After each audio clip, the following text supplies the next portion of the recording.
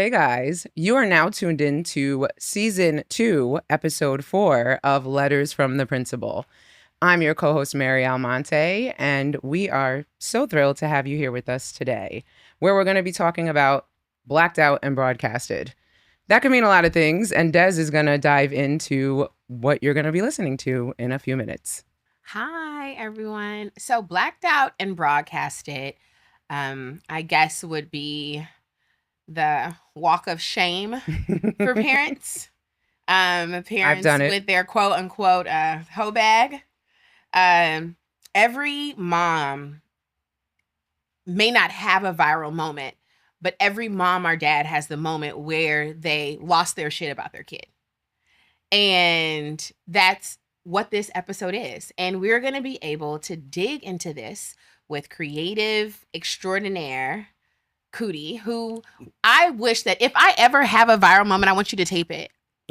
I want you to lock in on me. I want you to get my best angles as I lose my shit. But even though that is funny, it is very serious. I mean, I've had a moment. I know Mary had a moment. I know for sure Kim has had moments. These moments where it could be school administration. Yep. It could be another parent.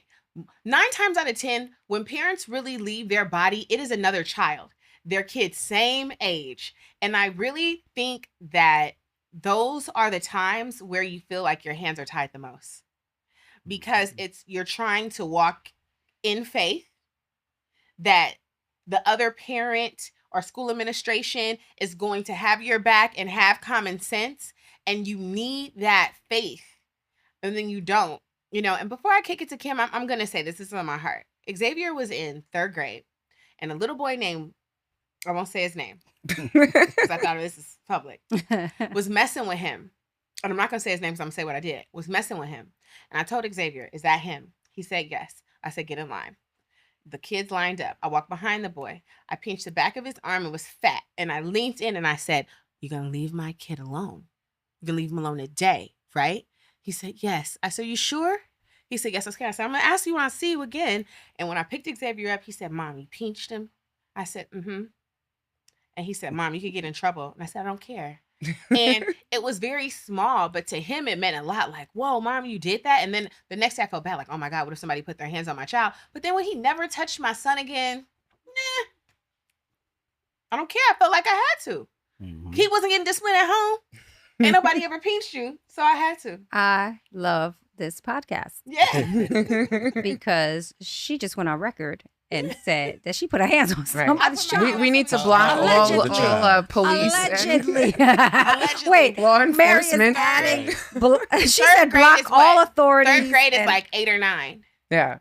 Okay, so statute of limitation. So you're good. Yeah, statute of limitation. He was a big boy. And you never said his name. He was bigger than me. Yeah. Right. But if he see this, he knew what he is and he knew what he was doing. Right. He was saying racist names to my child. Oh, damn. And I'm over it. I ain't even going. I said, I ain't even going to play with you. Wow. I already know how your parents going to give it up. So it's about to be me and you like Cassie. Right. What we do, though, I think as a father, we just sick the mama on them.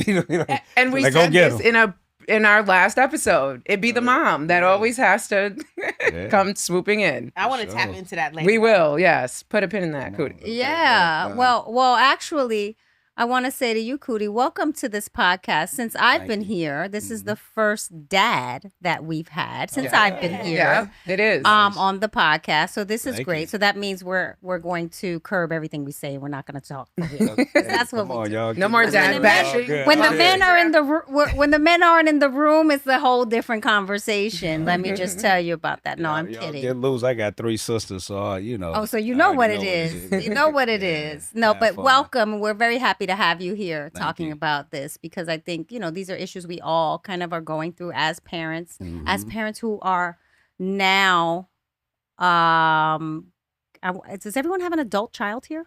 Pretty much. Your daughter is how old now? She'll be 18. Yeah, that's what I thought. So like as parents of kids who are coming into adulthood, so it's like a new stage for a lot of us, right? Just kind of learning and navigating through our parenting. It gets real now, everybody. It does. Enjoy your small kids. I love the small kids. I want to shrink them back down. So I said before, I keep looking at their photos. But let me say this, because we are talking about Blacked Out and Broadcasted. And I want to say for those of you out there who are like, wow, Kim, your hair grew.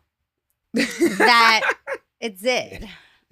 I cannot. And part of why I put hair in is because I feel like everything is being caught on camera. Yeah. And I said, you know what? If I'm going to be on camera in a moment that is compromising, then you might as well what? Then I might as well make sure my hair looks good. Your whole body, bro. Yeah. Everything. Right. Because everything is filmed now. Yeah. And I'm talking to a famed film director here, right? Yeah. Everything. I started it. Everything is on camera. Everything. And so as parents, that's even, it's scarier for me, right? Thinking about myself and wanting to make myself look good for a moment that might happen to go viral. Yes. Mm-hmm. To think about, what if my kids are in that position? And I tell them things like that. I mean, maybe it's because they have a mom who's an executive producer. I'm like, don't get caught out there like looking crazy. Right. You know, so I start telling them these things. I actually had a viral moment where one of my kids, I'm not going to, I feel so horrible putting We're their blocking business them. out. We're It's blocking okay. them. We're blocking them. Safe space here. Actually, two of my kids had fights that were caught on camera. Dang. And I had to see these fights on camera, and they went around. I mean, and it was, as a parent, it's hard to see that, Yeah. right? It's gotta be crazy. I'm sorry. No, you're laughing, I'm but laughing. there is a funny I'm piece laughing. to this. I'm laughing because I did get tape of my sons fighting, both of them. You from did? The school. Dang. They sent me the tape, and we can get into it later. I mean, but it's You know what? We must block the school I'm from. just a different type of mom. no one listening to Right. this podcast because No, you're Because we're going to blocking block everybody. everyone. You're And like, this I is think- just a I think conversation. the moms who get like that will probably know my response.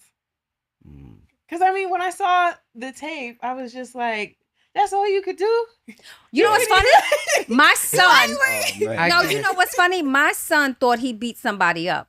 Thought. So the word on the street between all his friends was that he did it. He He beat- did him bad. He did him bad. Yeah, like, you Yeah. know, and I asked him, I'm like, oh, so you want, let me see this, right? I know it's a horrible parenting thing. Like, let me see that fight you had, right? Yeah. So I take It's not horrible though. You're just being the mom. I you need to are. know what it was, right? And, you know, I was nervous too. I don't want you, and this is now the second fight that I witnessed of his, right? No, the no. first one was pretty bad, but this is the second, and I watched it, and the barely any contact made. Barely any contact made. He just happened That to was enough connect for him. That was enough. more than the other kid.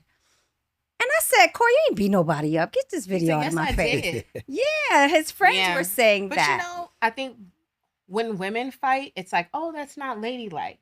You know, but when boys fight, I guess it's like, well, let me see. And I mean, I catch myself in that. Yeah. Because my son Jay, because of his dad's life, he thinks he is a member of GD. GD? Yeah, he Disciples? Hey, okay. Throw it up. He's like, with Oh, the right wow. hand, mom. He goes to a white school. He ain't never been nowhere. It's just my ex-husband. And he got in an altercation with this boy who probably had never heard of GD Right. before in his life. He was Right. in the Palisades. Nothing. He gets in a fight. He fights the boy. The boy falls to the ground. He threw it up over the boy's face. The teacher's like, I don't know what he did. He threw up like a peace sign after he got in a fight with the boy. And I saw the tape and I'm like mortified. Right. And I'm like, You're like, that's not a peace sign. Wait, Like, what's he really... threw up the rakes. Oh. he threw dropped up the the GD. face on the boy. But for people to understand what GD is, it's growth and development, not gauge There you go. disciple. There you Okay. go. Y'all know, There you y'all know what it is. Get us back on In case track. the police are listening. Growth- Back on growth track. and Free development. Mary Hoover, And he, you know. and he wanted the boy to know that he was in his growth and development process. Right. You know what I'm Right. saying? That's what I'm saying. That's exactly what happened. And his teacher was like, yeah, because the boy said that night he was texting him the Thor symbol over and over again. And I'm like, The Thor, I can't. it's just Wow. I can't- Forks. Yeah, the Forks kids like are- this. This how they do it out. I don't know how But they I'm do just it. saying, like, those Hilarious. moments Yeah. where the kids think they really did Doing something. But I think you got to let them have that until it, like, there's a line. You got to let them have the moments that our sons had. There was another one where this boys made a video of my child. The people that I referenced in the other podcasts that I had to send them the cease and desist when I was in St. Bart's last year, because they made a video of my child where it was little Bill. He's the only Black boy in his class. So they took little Bill and they like animated a voice saying like really derogatory stuff. Wow. And they like sent it around the class. And the parents wouldn't get them to stop sending it. They said it happened outside of school. It's an outside of school issue. And so, but it was a lesson to my son though, because I told him all the quote unquote ghetto things that they're making little Bill say, that's how you go to school and you represent yourself. Because that's how you want to be perceived as a big tough guy. You live in Beverly Hills, my boy. You've never seen nothing. But this is what happens when you present yourself this way. This is how they see you. And now this is what's happening. And I think that even though the video was bad and I didn't let the parents in the school know, he got his karmic justice. Sit your ass down. You ain't about nothing. You wouldn't bust a grape at a fruit fight. But that's what you get, like, because, you know what I'm saying? There's a video of you being the boy. Absolutely. Now, they made a video chastising you, and this is what it is. I believe sometimes kids got to get it that way. I'm so happy that we didn't grow up in this era. Right. Because I remember I was about to get in a fight. It was like 3:15. I'm like, bet. So I'm like getting ready for the fight. I'm like, okay, 3:15. I'm like scared and nervous. And then 3:15, I go out and she wound up whipping my ass. So I'm so happy. He said, stop. Are you kidding? And there was the twist she whipped to my the ass. story. Okay, he said, thank God it ain't no camera. She.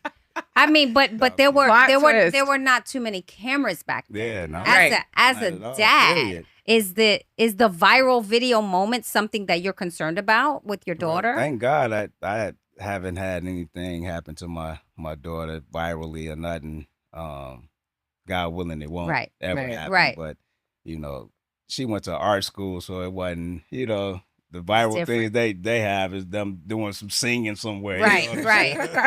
Very thank different. God, you know. Right. They get into it like they had a little. You know, this girl is mad at that one, but they don't get to no fighting. And it's also, I think it's a respect thing as well. Like for, you know, some students just coming around and throwing up the camera, right? It's just, it's like the habit. Like they just throw up the camera and they film things. And you don't even know. Star? What year was World Star? World Star like that, like 2007, right? That was like the late 2000s. Yeah, and I remember. Remember Starkeisha? Yes. When she made, I feel because of her, it was World Star. Not Starkeisha. I can't believe you brought up Starkeisha. That is. Do you remember that? No. Can I enlighten Can you pull them it up? on? You remember Starkeisha, right? And we're going to show you. Yeah. We're going to show you. Sharkeisha. Right. Okay. Let's have one of the producers bring it in. Right. Yeah, because she's been also trying to correct us with the year, but I could not decipher her hand. Wait. What was 2016? Yeah. It was World Star is definitely. Sharkeisha was 2016. Oh, okay. World Star was World that somehow feels a lot like it was a lot before that too in my mind. 2010 maybe. Right. Yeah. That's I when remember. we was doing creative control. Q had a run. Yeah. Yes, he did. Is that it? And that was. We can insert it. I mean, we don't have to. But I want to show Coodie. Okay. Let me see. Yeah. Dang. Okay. I don't even. Horrible. Is it working? Can you turn it up? There you go. You know what you did, Shane? Damn. Oh my God. That's how old girl did me. No, please. Sharkeisha, no. So that was Sharkeisha, though. Don't kick her, Sharkeisha. Sharkeisha beat you Don't up. kick her. God damn, Sharkeisha. No, don't kick her. Oh, that's crazy. That's going to be me. Yeah. That's going to be me when I go to That's Indiana. regular now. Well, That is regular. Yeah, like the virality of these videos and just like how fast they travel these days based on like, you know, it does concern me. It's like I actually walk around sometimes thinking like if something happens that I'm being filmed and I watch what I say because I'm like, this could end up being a moment. Yeah. Well, I will say that I got lucky because my era of pulling up to schools to beat up, again, blocking all law enforcement, to beat up girls who were bothering my daughter was like 10 years ago, I'd say, when she was in middle school. So smartphones were around, but people weren't so quick with it. But yeah, I easily could have been a viral moment. Like I was like kicked out of the mall. Like I have several incidents. It's scary Yeah. though when you think about it. Kicked out of Starbucks, yes, because girls were bothering my daughter and I was not having it. Like literally, I was like, nope. What happened? Explain. What happened? He said, You know what? It was always thank you, Coodie. Are you now we gonna visualize? I'm being interviewed. Well, you know what? It was always in origin. It was stupid, right? Like middle school girl bullshit.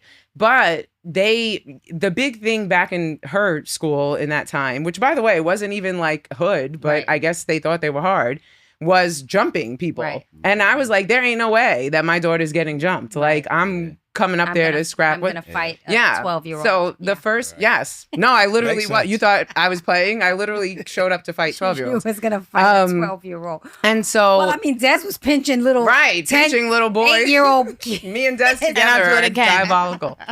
But yeah, no, I mean, the first incident, it was in the mall and like some girl hit her and she actually was with another parent, my daughter, and the parent called me and was like, some girl beat Briari. And I was like, what? And I was like, skirt, give me like 5 minutes. I don't know. I just, and blacked out. Right. And so then when the middle school years really kicked in, the security guards at the school would see me coming and be like, what happened now? Like, please. Right. Because they knew I was coming to like raise some hell. Bad mamma jamma. I was, yeah. And still am. But fortunately with my son, I don't have to deal he with is the opposite. He does not like confrontation. So he will avoid telling me things because he knows I'll pull up. Whereas Bree still be calling me with her problems. And I'm like, all right, girl, but you're like 22 now. So we'll just both go to jail at this point. I got in the middle of a fight that my son had on a basketball court. And it was scary because he's growing now. And so like he's getting taller. His bones are pretty hard. And first of all, his team lost. So I had an issue with don't be having no fight after you lose. You look like a sore loser. Right. Right. Who cares? There was like, he bumped me when we were going on the line, right? Like after when you're shaking hands, he said the kids bumped him. I don't know. They're going to blows on the court. And I was mortified in a different way, I think, than girls, which is bad. It's bad. No, there's a difference. No one should be fighting. Kids don't fight. But with boys, it feels... Yeah, I gave my daughter advice once that was pretty bad. I told her... this podcast. I told her... this is so horrible. I said, don't ever let somebody hit you first. Right? No, I like hold on. Okay, let me this is what I said. I said when you're in confrontation, right? And I did not think about the upbringing that I had and the upbringing that she had, right? So I said don't ever let a girl hit you first. Right? So, maybe us in this generation we understand that, right? She didn't get that really. Because she didn't come from that. So it's not just go up and hit somebody. No. Right? But it's if you feel like they're going to bomb on you. If you feel it coming and it's about to happen. Yeah, my mom used to say, sock somebody dead in their mouth in conversation. Get it. Why you think we arguing? I'm just going to go. But then if it's at school, I'm with the let them hit you first. Yeah. Because now when I dog walk you, I didn't. It's self-defense. Right. I didn't. And that's my new advice now. That's my new advice. So I didn't do that because, it wasn't really at school. And when it happened, it was like, well, you told me not, to hit first. I'm like, no, I didn't tell you to hit first. But I'm like, yes, I did tell her to hit first. I said it. But I said it wrong because there was... there was a language barrier. You could always spin with the I felt threatened. Yes, it was a language barrier. Yeah. I was talking language of the Bronx, and I was talking to a child who speaks language of New Jersey. Right. And it very different. She didn't understand, and so I had to correct myself. It was a big mistake for me. Yeah. So where I come from is the hood of Chicago, so. It's like the best thing the best advice I would give is to just walk away, no matter what. Thank you. Because where you're from, it's different over there. Different. Yeah, it's scary. One time, my boy's sister came home like this dude called me a bitch, and we like what? So we go over there. because he, just from a word, Right. bitch, or we go over there and we almost got killed. You know what I'm saying? So Right. it's like, my thing is like, somebody's, step in my face and call me a bitch. Okay, I'm a bitch, as long as he You don't got touch it. me. Yeah. But then, of course, if they touch me, then they go down. But if I touch them, then guess who going to jail?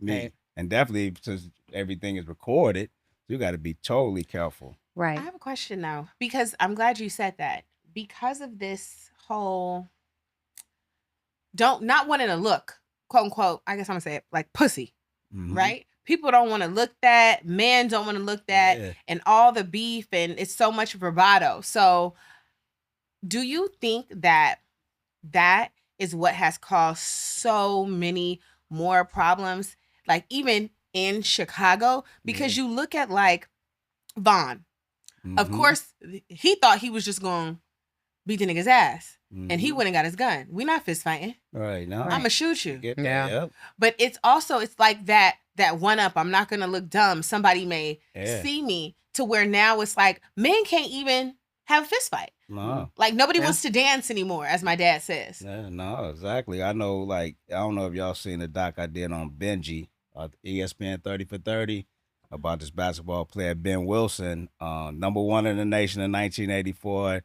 The day before his first game, he got shot and killed. But what happened was he ran into this guy, Billy Moore, and they just, got into it. And Billy had the gun, and Billy shot him. So we lost Benji, and Billy was in jail for 19 years for, like, nobody wanted to walk away. You know what I'm saying? When all they had to do was just go their separate ways. Benji would have been in the NBA. Billy would have did whatever he was going to do in life, But, that's a situation that, is terrible, because, too, it's like Benji's mother, her name was Mary Wilson, she hugged her son who walked out the door never to return. You know what I mean? Mm-hmm. So it's like, yeah, that's the worst feeling ever. Yeah. You know what I mean? So it's like, what you just said was really big. Like no one wanted to walk away. Yeah. And I really think when it comes to what Kim said, like knowing you're going to be caught on camera, knowing someone, the kids have this new, like, stand on it, stand on business. Oh, man. And it's just like, yeah. right. Because That could get you killed. The ego, yeah. Yeah. Oh, Yeah.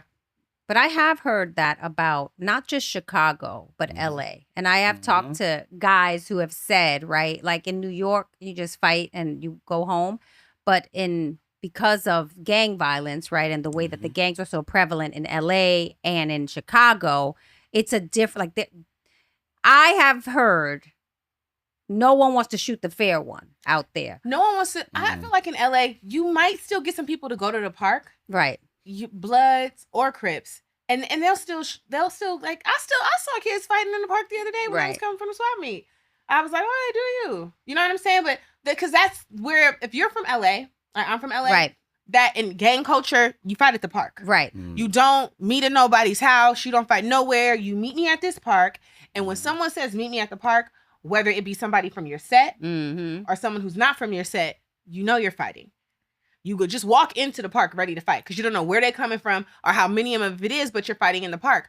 In LA now, even when you look at the boy from Philly that got killed, what was his name? I forget his name, but at Roscoe's. He got killed at Roscoe's. PNB. Thank you, Harlem. PNB. You look at Pop Smoke. Those are robberies. Yeah. See, that's what the gangs are into now in LA. It's robberies, setups. I haven't heard any. I know it still happens because it's still gangs, it's still sets, but so many sets are like defunct sets.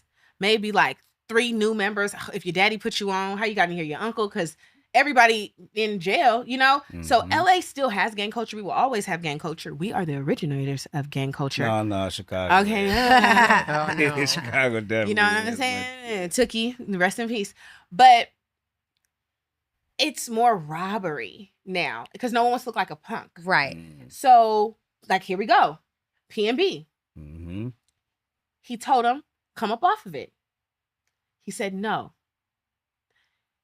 And there you have it. Right. I come up off of it with exactly what you want because it's insured. Right. Yep. But there's that ego. No, like he said, no one wanted to walk away. He's like, not in front of my bitch. Are you gonna punk me? Please be punk so we can have it tomorrow. Right. Exactly. I'd rather that for sure. And I think, the walking away. And I ask also, has the culture changed because of the camera? Like, have people changed the way they behave because now they can be filmed doing these things? You definitely get tougher. When the camera come on, you're going to definitely get a little more tough. That's what happened, as a producer of reality television. Right. I used to say, right before I prep cast, listen, I know this is what we said, or that's what they might have told you off camera. Well, when that red light is on and them cameras are rolling, you're going to get a totally different person because everything gets amplified. Yeah. And now you're performing. Yeah.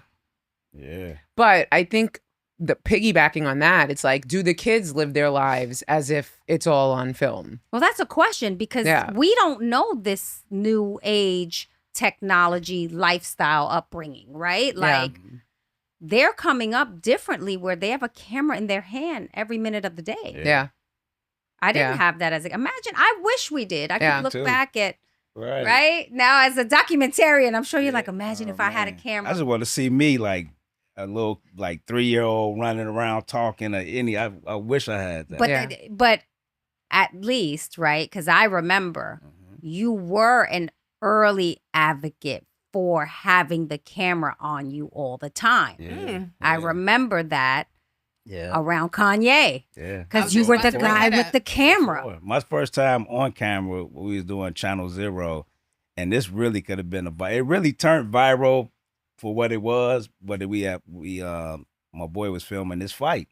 They was fighting, and he got scared and put the camera down. I was like, man, give me the camera. And I got the camera, and I went in the fight because I just wanted to capture it. And we put that at the beginning of the Channel Zero. And, when we sent out episode with that fight starting it, everybody would be like, yo, that fight, Method Man, all of them, whoever we gave a tape to, Shaq, they was loving the fight, but that was before a fight. That wasn't, before a viral fight. So anything, you ain't see fights like that on camera, nowhere, on camera, period. So that was actually my first time ever on camera filming that, Kim touched on something when she said Kanye, and Yay. I still say Kanye. Whatever. I guess we're kind of talking about the negative of Blacked Out and Broadcasted, but Blacked Out and Broadcasted has brought you dividends by having the camera up, the camera running, and documenting moments and moments, even to your Netflix doc. Yeah.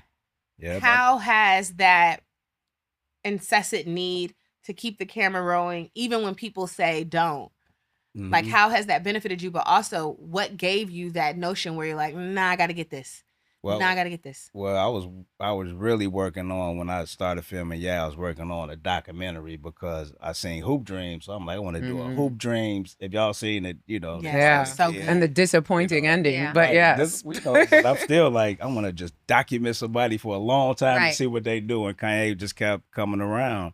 And then what's so crazy is Kanye is mad at me for turning the camera off. When I thought I'm like, I need to pay attention to what's going on in this moment, because I just felt a way, you know what I mean? So I put the camera down, and I, instead of like filming what might can go viral and I can go TMZ and sell, I'm like, no, I'm about to pay attention because this is my brother. So, and he mad at me for that because he think I was trying to shut him up, like he was, saying he was a billionaire. Whatever he was saying, I don't even know. Right. But I just wanted to make sure he was straight. So. But that you were caring about the perception that went out on the other side of that camera. Yeah, you didn't want him to be blacked out and broadcast. Oh, not at all. And every time, like, it was one time where they tried to beat up Kanye, and I'm filming the whole time, and for whatever reason, I hit the photo button on my camera.